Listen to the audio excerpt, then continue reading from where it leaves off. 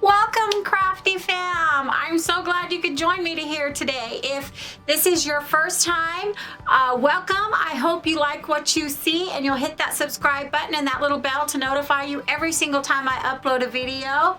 And give me a thumbs up or a thumbs down, just depending on your opinion of my video. A thumbs up would be greatly appreciated though.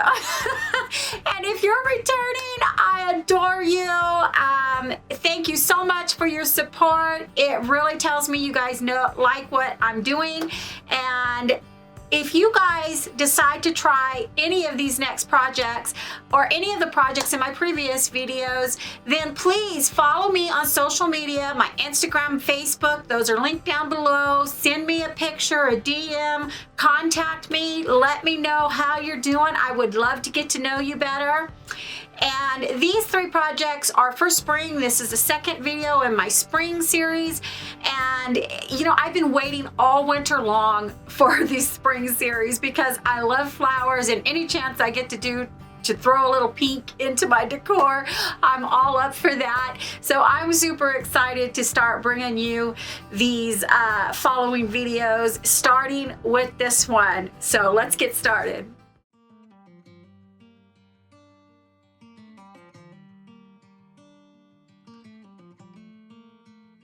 For my first project, I'm making Easter egg topiaries, and they're just small so that they can go on my fireplace mantle. You're going to need 1 to 2 bases of some kind.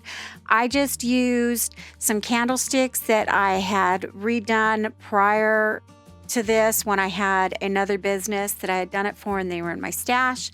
1 to 2 styrofoam cones from the Dollar Tree that you get in the flower section.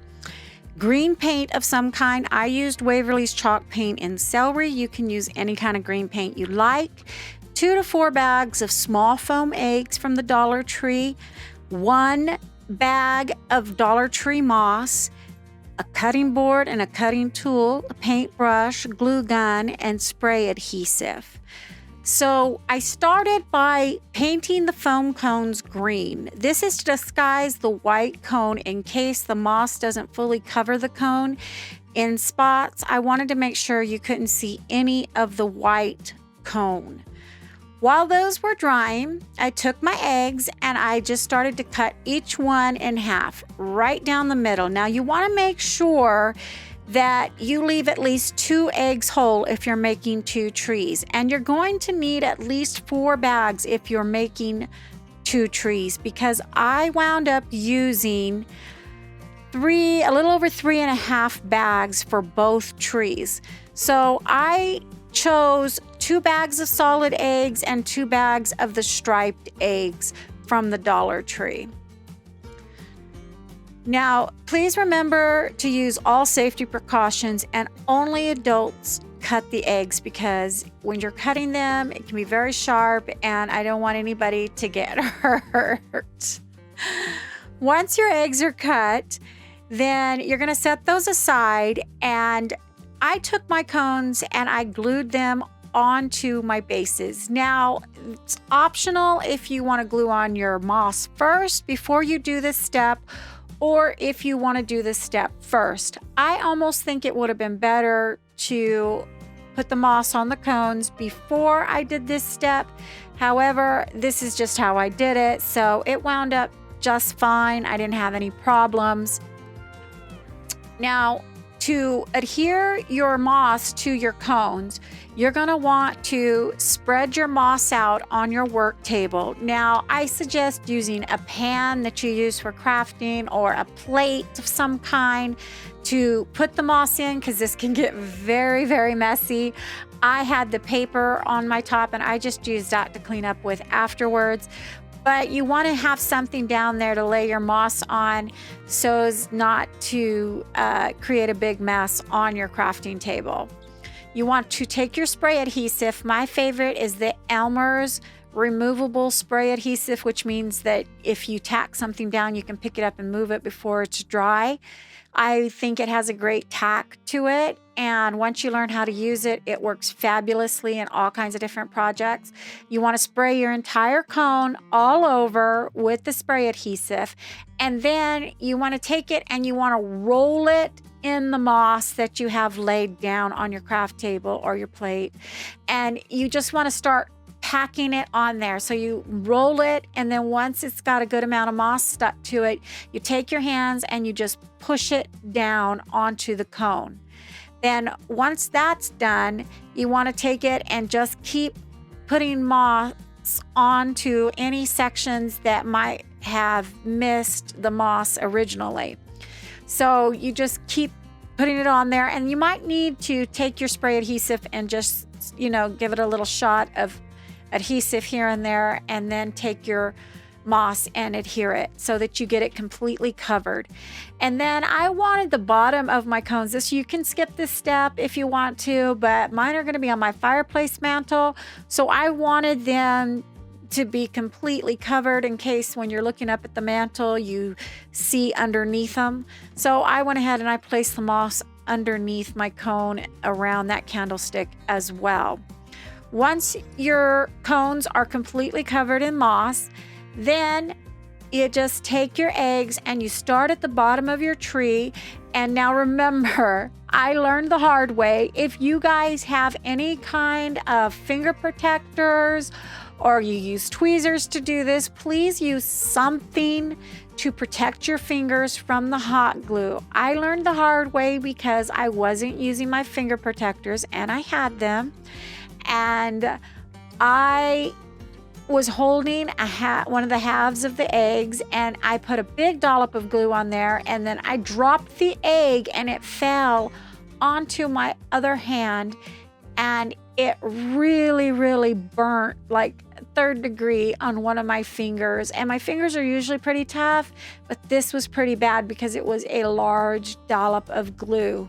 So just remember when you're using hot glue like this to please use something to protect your fingers.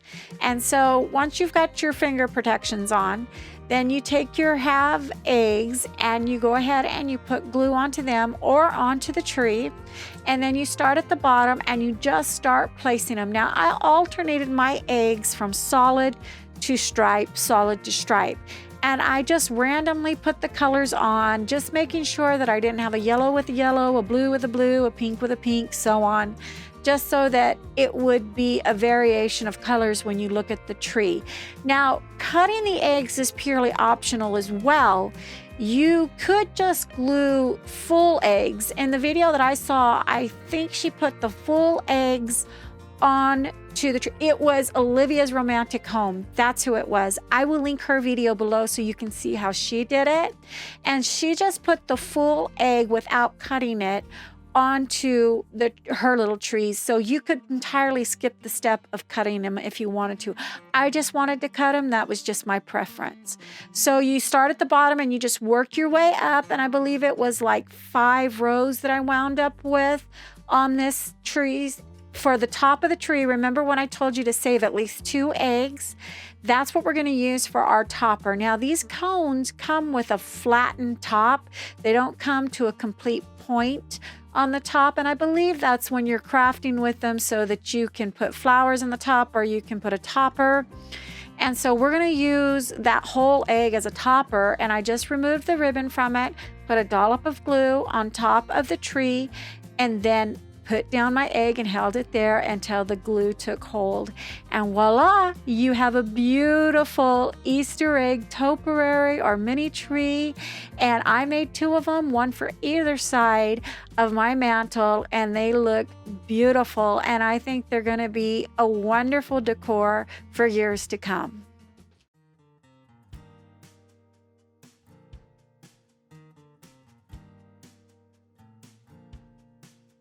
For my second project of this video, I made a beautiful spring floral arrangement. Now, I've been wanting to do a floral arrangement for quite some time, and I finally got the chance to do one. And what better time than spring, right?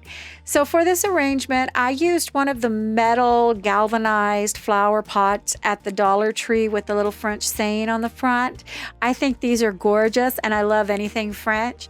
So you want to have white paint, and you can have any kind of paint. It probably would have been easier to have spray paint and take this outside and spray paint it, but it was raining and I didn't want to do that.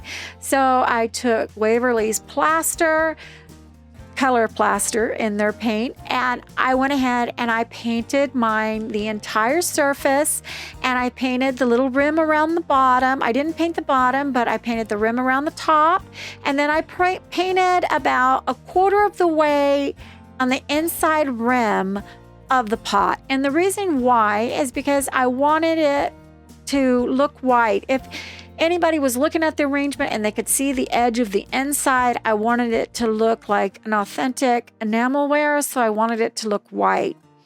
So once I was done with that, then I took a little bit of sandpaper, because you all know that if I paint anything with chalk paint, if I'm just smoothing it out, if I'm not distressing it a lot, I use a low grit sandpaper, and I just go ahead and I just sand out that paint. And the reason why is because it gives it a smooth finish and it sands out any brush marks and things like that. Chalk paint is so forgiving, and you can work with it so well.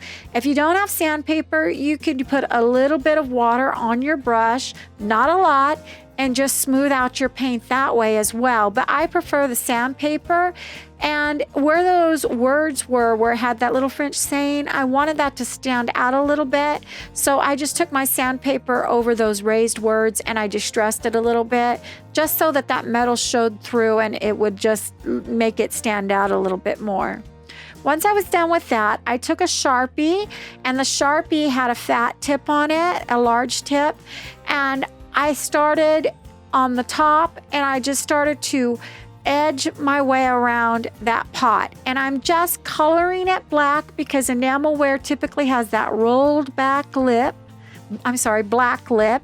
And it also, on the bottom where it almost looks like it's a rolled edge, I started to color that black as well. Now, if you're wanting this to look like an antique or an old enamelware piece, don't worry about being too careful with your pen or your marker, because when you have an older enamelware piece, enamelware tends to chip. And it tends to chip in normal places, like around the rim or in places that stick out a little bit. So I just went around, in any place that I slipped with that marker, I just made it a little bit bigger and tried to make it look like a natural chip. And once I was done with the top edge and the bottom edge, then I went back with my Sharpie and I took the tip, and because it was a large tip, I just kind of rolled it back and forth a little bit and created faux chips, just so I got it to where I liked it. And once I got it to my liking, then you're going to want to have some floral foam. And I cut these foam blocks down to size.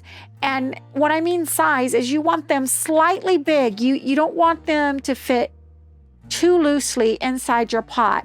You want to cut them not exactly to size, but just slightly bigger, so that when you press them down in there, they kind of, expand and hold tight to the sides of your pot.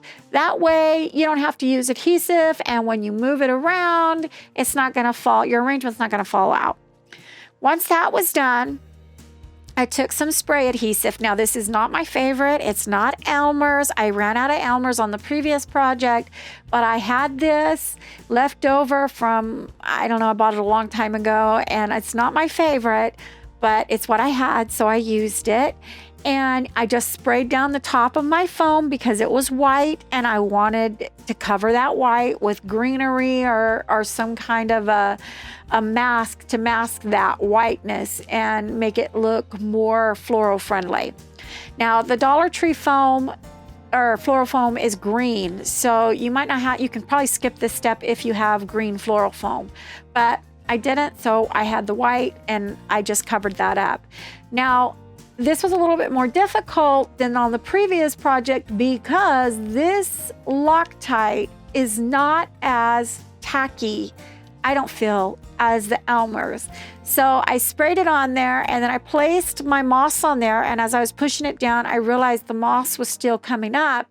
So I had to hold it on there for a minute, and then I wanted it to be a lot of moss, not just cover it. So I kind of put more moss on top of that, and then I sprayed the top of that moss with the spray adhesive, just kind of to lock it in there like hairspray. I almost used it like hairspray on this moss. It works. So hey, what can you say?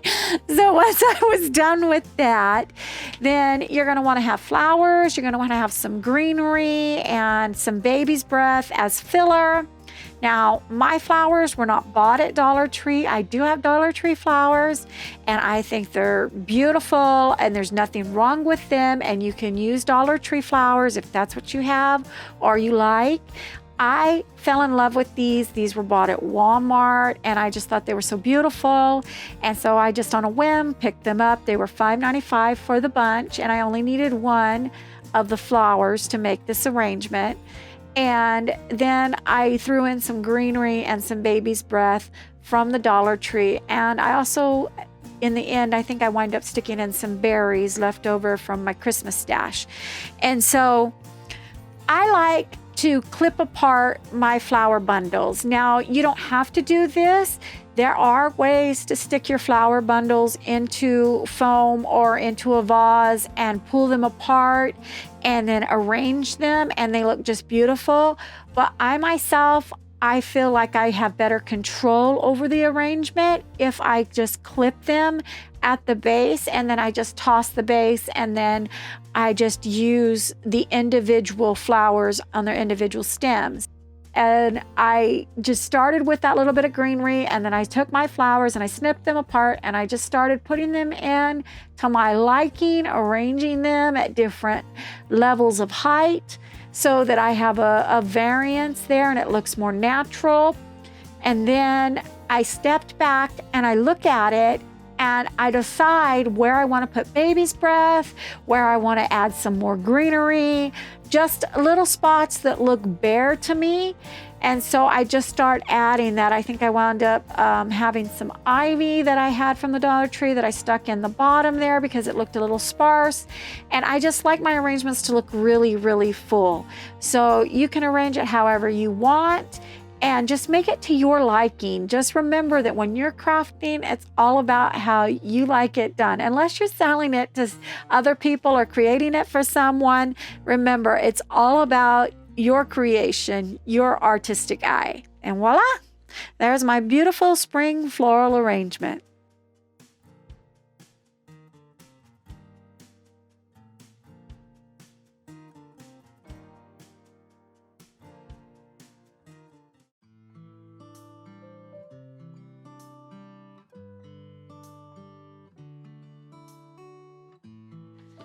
For my third and final project of this video, I wanted to make a little stack of faux mini books.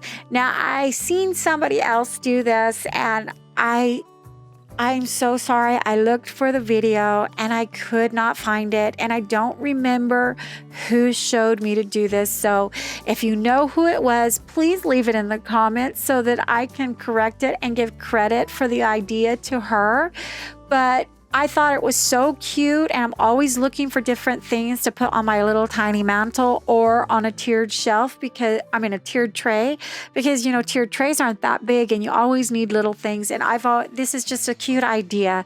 So I took one of the little wooden crates, the new ones that just have the grooves in the side, and they don't have like the shiplap look or the look where you can actually see through them like a crate.